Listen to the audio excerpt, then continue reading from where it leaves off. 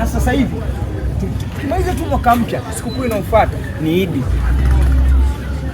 Kwa hiyo unatakiwa tujifunze neno la kusema kabla ujala. Sasa ukishafika kwenye Idi kwa Waislamu si wana kasumba zao Waislamu. Kasumba ipi? Yaani ili ule ukifika tu unasema astaghfirullah. Umekucha. Na nao wanaanza kula. Astaghfirullah. Wewe uliona wapi? Wanasema gani? Waislamu wapi? Mimi nimekaa Zanzibar. Sawa. Nimekaa ni kote Pemba, Unguja, hakuna cha neno umesemaje? Sawa. Yaani unapofika kwa Waislamu siku wanataka kula. Kama Idi vile. Washapakula, wameshapakula. Wewe ukifika tunamwambia astaghfirullah. Umekula tayari? Kila siku nakwambia wewe akili zako zimechanganywa na maji ya samaki. Kama jinsi ilivyo ya kwako imechanganyikana na maji yaliyoshoa utumbo. Na siku ukijua ni utumbo wa nini? Kila siku wewe subia. Asubiri.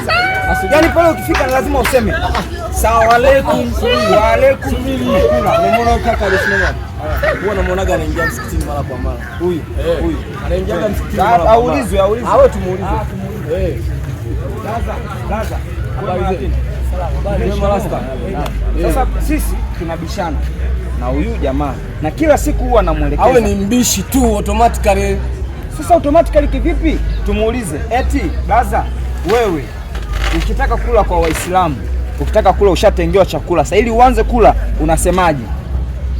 Ndio mnabishana hicho kitu. Hicho tu saidie. Dishi kidogo. Unasemaje? Bismillah. Nini? Bismillah. Ukisema bismillah ndio unakuwa. Ndio unakula. Ndio sala ya kula. Kumbe hili ndio dishi kabisa.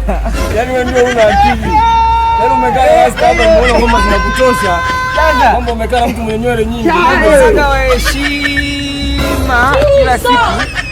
Yaani bismillah dua ya kuombea wagonjwa. Na licha hivyo hata mtu akiwa anaumwa ili apone unasema bismillah. Wewe bismillah unasema astaghfirullah. Kama sio astaghfirullah unasema hivi, unasema salamu alaykum.